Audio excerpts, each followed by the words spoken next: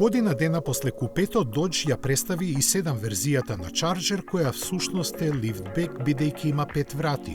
Иако не вообичаена за американците, таа ќе продолжи по патот трасиран од претходните генерации на мускулестиот модел.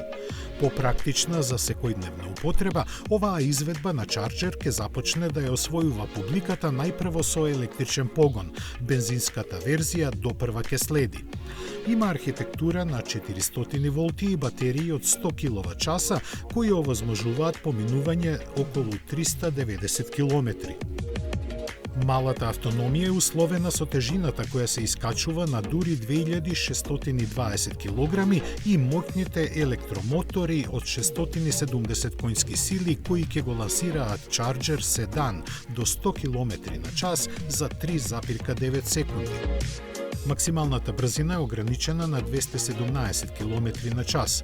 Меѓуоскиното расстојание остана исто, а спортски уредениот интериер е фокусиран кон возачот. За конзервативно настроените потврдена е бензинската верзија со 3-литарскиот турбомотор со 550 конски сили, а може да се очекува лансирање и на изведбата со 420 коњи. Dodge Charger и во двете своји изданија се произведува во Канада, што значи дека неговите цени се подложни на расположението на Трамп.